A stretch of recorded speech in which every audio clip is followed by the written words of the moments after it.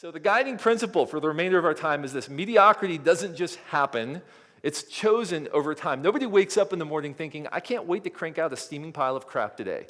Nobody does that. But it happens. It happens in small ways over time, small compromises that we make as makers, and eventually we're settling medius ocris. So brilliance demands discipline. And from this group of professionals, I hear a collective no duh. We know that. Brilliance demands discipline. So I'm going to amend this, and I'm going to say brilliance demands bravery. If you want to be somebody who makes brilliant things, it demands bravery. Bravery, what kind of bravery? Bravery to stand against the tide of culture. Bravery to stand against the flow of where everybody else is going. Because guess what? There's a reason they call it the happy middle. It's because everybody's in the middle. That's where most people gravitate. Most people roll to the middle of the bed. Most people settle medius ocris. Most people compromise. Most people get stuck. I don't know if you've noticed that, but most people get stuck in a place of compromise and mediocrity in their life. Why? Because it's comfortable. It's the easiest path. It takes bravery to stand against the tide of culture, to stand against the flow of things, and to say, no, I'm going to actually build disciplines into my life that are going to prevent me from doing that and are going to allow me to unleash my best work every day. So what kind of bravery do we need? We need the bravery to confront what I call the 7 deadly sins.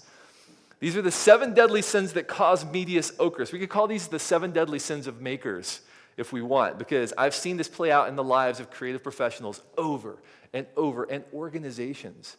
And frankly, I've met a lot of CEOs of large organizations who exhibit many of these 7 deadly sins, and they will fully admit, I am stuck, I am compromised, I am nowhere living up to my potential. Nowhere close to living up to my potential as a leader. Okay? So it's not about position or rank or how your work is perceived.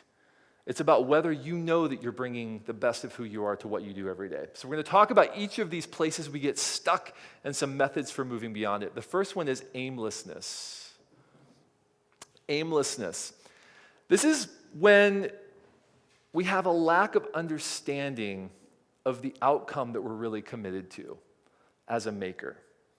Okay, we all kind of generally know where our work is going, but maybe we don't understand exactly what it is we're trying to do. Right? So if you give me a bow and an arrow and you send me into a field and you put a blindfold on me and you spin me around 3 or 4 times and you tell me somewhere in this field is a target. Somewhere there's a target. And your job is to try to hit that target. How likely am I as a dizzy, blindfolded archer to hit the target? Not very likely, right? Probably not going to happen. But I think a more interesting question is this. Maybe after time, I will eventually, by trial and error, I will hit the target. How gratified am I going to be when I finally do hit the target? Probably not very gratified, right? It's probably not going to be that satisfying. I'll be glad it's over, but it's not going to be that satisfying. Why? Because there's little gratification that comes from work that's not sourced in intent and purpose. As humans, we are wired to derive meaning from the value we create, a sense of identity from the work that we do. And when we're working without a clear sense of direction or purpose, even if we're successful, accidentally, even if we're successful, we often derive very little meaning or gratification from that. Now, I'll take accidental success over accidental failure any day, right? But there's often little gratification in work that's not sourced in intent and purpose. That's why it's important that we understand what it is we're trying to do. But it's not as simple as just setting an objective and going for it. We also have to pay attention to the context. To illustrate this, let me utter the most terrifying words ever uttered by a human being. Let me show you a magic trick I just learned, okay? I'm going to put 5 cards up on the screen. I want everyone to focus on one card, just one card. I'm going to mind meld with you. Okay, focus on your card. Everybody have your card? Just nod your head when you have your card. Okay, good. I'm going to take the cards away. I'm going to shuffle them. I'm going to remove one card, put it in my back pocket. I'm going to put 4 of the cards back up on the screen. How many people see your card? 1 person? 2 people? 3 people? Greatest magic trick ever. Thank you. Have a great day. Okay. Actually, these are 4 entirely different cards than the ones I put up the first time. Those of you who raise your hand, come see me after. I have people I can refer you to. It's fine. Why does this trick work? Anyone? Why does this trick work? Single focus. I gave you a specific problem to solve, and you performed brilliantly, with a few exceptions. You performed brilliantly with the problem I gave you. You focused on that card. You did great, but in so doing, you ignored the context of the problem. And so when I put 4 different cards up, you didn't notice because you were obsessed with the problem. How many of you have known someone who's been so obsessed with solving a problem, they get to the end of it, they create something, they make it, they launch it, and it's met with a collective so what from the community, right? It's met with a collective thud. Why? Why does that happen? Often it's because they were so singularly focused on making this thing that they lost sight of whether it was really the right thing to be making. They ignored the context, right, in their pursuit of solving the problem. So we have to have a way of defining that context. We have to have a way of contextualizing our work. The best way to do that is to define your through line. For you individually and as an organization, your through line is the connective tissue that ties your work together. It's the outcome that you're really trying to achieve, not the work that you're doing, not the project you're doing, not the business you're building, but the outcome that it's designed to serve, because every system will eventually and hopefully outlive its purpose. But you can still pursue the same outcome. The context can change around you and the system can become irrelevant. But the outcome that you're trying to achieve lives on. Another way to put this is to find your productive passion. Productive passion. This word passion comes from the word pati, which means to suffer. We talk about passion, we talk about things I like. I want to do what I like. I want to make things I like. I want to enjoy my life. I want to tiptoe through the tulips all day, right? That's what I want to do. Well, I don't want to do that, but some people want to do that. No, but I find it helpful to reclaim the word passion and to use it in its original context and talk about it in terms of what work am I willing to suffer on behalf of? What work am I willing to spend a little more of myself on? Am I willing to put more of myself into? This is our productive passion. This is the outcome that I am committed to. And this is often the best place to find your through line. One of the stories I found in the course of writing my new book was a story of this guy, a guy named Curtis Martin, who was recently inducted into the NFL as one of the greatest running backs in recent memory, NFL Hall of Fame running back. And Curtis Martin gets up to give his Hall of Fame induction speech in Canton. And so he gets up, and the room's full of sportscasters and football players. It smells like musk and Axe body spray in the room. It's just a crazy testosterone in the room. He gets up to give his talk, and some of the first words out of his mouth, mind you, he's being inducted into the NFL Hall of Fame. Some of the first words out of his mouth were these. I never was a football fan. I wasn't the type of guy to watch football. I could probably count on one hand how many football games I've watched from beginning to end in my lifetime. Here's a guy being inducted as one of the greatest running backs in recent memory, basically saying, not really a fan of the game. Okay? He went on to explain the reason that he began playing football at all was because he grew up in kind of a troubled environment, troubled neighborhood, got into some trouble when he was younger. His family and friends kind of pushed him into football as a way to keep him out of trouble, right? Hey, go hit people. That'll keep you out of trouble, right? Go hit people on the football field. Single mom, really difficult environment, and he found out he was really good at football. He went on and played high school football, played college football. On that fateful day, NFL draft day, he gets a call from Coach Parcells of the New England Patriots. All his family and friends are gathered around. And he's like, I don't know, football, okay, all right. Football's kind of been a good path for me. It's kind of been something that's helped me get where I want to be. But I don't know. Gets the call from Coach Parcells. Curtis, we'd like to know if you'd like to be a New England Patriot. Yes, I'd like that very much. Thank you, Coach. Click, turns around to his family and friends, says, oh my gosh, I do not want to play football. On NFL draft day, it doesn't get any better than that, right? One of the people present that day was a guy named Leroy Joseph, and he said, hold on a minute, Curtis, hold on. You know all those children from single-parent homes that you've always said you would love to be able to help if you could? You know all of those kids who are probably living on the streets and they're getting in trouble, and you've always wanted to help them if you had a chance to do it? What if football is your platform to be able to help those people? Curtis Martin went on to explain that became his connection with the game of football. He showed up before everybody else. He left after everybody else. He put more of himself into the game on the field, not because he loved the tasks. He says he boxes now for exercise because he hates to run. This is an NFL Hall of Fame running back, right? Who hates to run.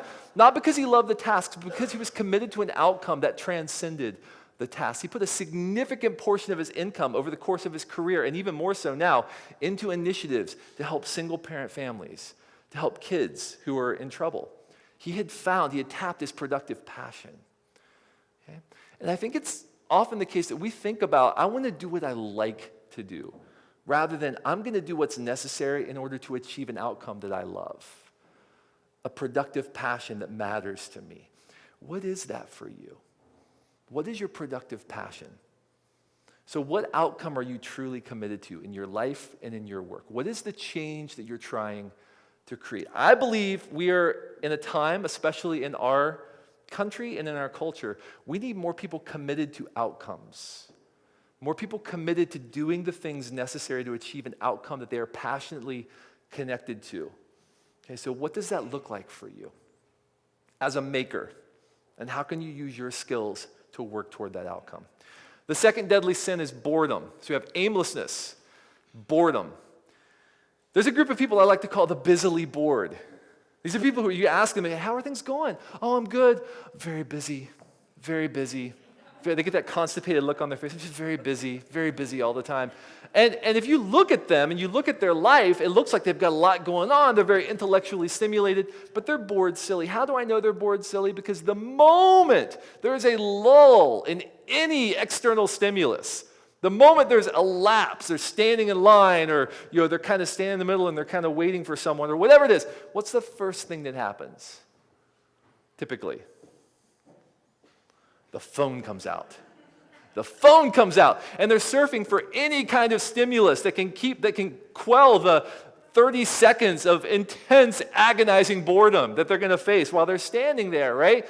We live in an age of constant stimulation, but in that, I believe, we are becoming less and less curious. We're becoming less and less observers of the world around us, and we're kind of living in this state where we're not really always here. We're not always present. There's a dynamic I like to call the ping. And the ping is this perpetual pinprick in my gut that says, you should go check your email right now. You should go check your Twitter feed right now. You should go check your phone because maybe the President of the United States is calling you with a national security crisis, right? This is the level of urgency the ping delivers. And it has a life philosophy for you and for me. The life philosophy of the ping is something out there might be more important than what's in front of you. Something out there might be more important than what's in front of you. And it has us living in this state that Linda Stone calls continuous partial attention. I'm always kind of here, but I'm always kind of somewhere else at the same time. And as a result, we're not bringing the fullness of who we are to what we do. We're not bringing our full mental capacity to our work. Everyday productivity writer Merlin Mann calculated, if you glance at your email or are otherwise distracted every 5 minutes over the course of an average workday, every 5 minutes, which some of us are thinking every 5 minutes, try every 5 seconds, right? I'm constantly, how many of you get that phantom buzzing thing in your leg where you think your phone is ringing, but it's not? Right? Yeah, we are telekinetically connected to our technology. This is a problem, people. It is, right? How many of you have checked your work email outside of work hours at some point in the last week?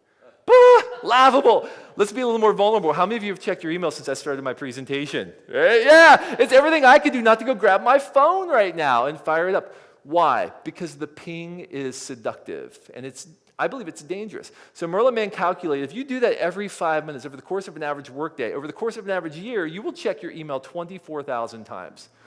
24,000 times. What do we do other than breathe 24,000 times a year, right? So I took this a step further and I calculated if every time you do that, it takes you 10 seconds to regain your depth of focus. Now, most experts would say 30 seconds to up to 20 minutes even to really regain your depth of focus.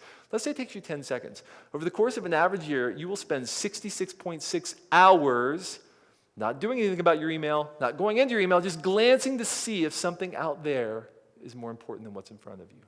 66.6 hours. Now, we've done a couple of things here. First of all, 666, we've proven email is evil. There you go. You're welcome. Yes. But second of all, how many of you struggle like I do to feel like you have the time and the focus to do your most important work? And yet, we think nothing of slicing our life up 10 seconds at a time and giving it away to the ping.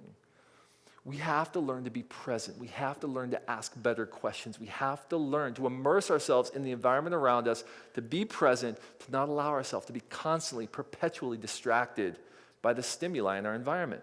We have to be fiercely curious. Those who ask the best questions win. And I've seen this over and over and over and over again. Those who ask the best questions win because they get closest to the heart of the matter, closest to the issue. And if you keep asking questions and keep getting closer to the heart of the matter, you will eventually win. But you have to know what it is you're curious about. So we have to fill our mind with stimulating inspiration. We have to fill our mind, we have to commune with great minds, to borrow a term from Stephen Sample. We have to sharpen our minds by filling them with a deep well of inspiration. So one way to do this is to define your list. One of the stories I discovered in the course of writing a new book was the story of Rosanne Cash, daughter of the legendary Johnny Cash, the great country music singer, one of my musical heroes. And apparently when Rosanne was younger, she was maybe 16 years old, she and Johnny Cash were kind of talking informally about music and music history. And Johnny was aghast at how little Rosanne knew about country music history. I mean, he's like one of the legends, and she didn't really know anything about some of these songs that he was mentioning to her. And so he kind of walked away, took a piece of paper, started writing. And he came back, and he handed her the piece of paper, and he said, here's your list. Here's your education. Go learn these. And it was a list of what he deemed to be the greatest songs in country music history. And she did. She went and learned them, and then later actually recorded an album called The List in honor of her father. But I think for any of us who are makers, any of us who actually create things, I think there's something we could probably call our list, the list of resources, the list of inspiration we should be intimately familiar with, right? Intimately familiar with as people who make things. What is that for you?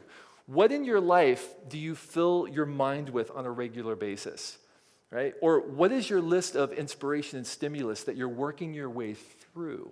And when do you do that? One way, really simple way to identify potential inspiration and stimulus for you is to go up to someone and say, hey, what's inspiring you right now? What are you reading, noticing? Jim just mentioned a handful of books right there, except for the orange one, The Accidental Creative. I won't waste my time on that one. But the other books that he mentioned are really, really good, right? So ask people, what are you reading? What are you noticing? What are you studying? What's inspiring you right now? What are you experiencing? But we need time in our life to inspire ourselves, to stoke our curiosity. And then we also have to learn to surround our problems. Don't settle for the quick answer. Ask better questions. Look for the alternative solution. Okay, we have to stay with problems. We have to be fiercely curious. We have to ask better questions. Those who ask the best questions ultimately win.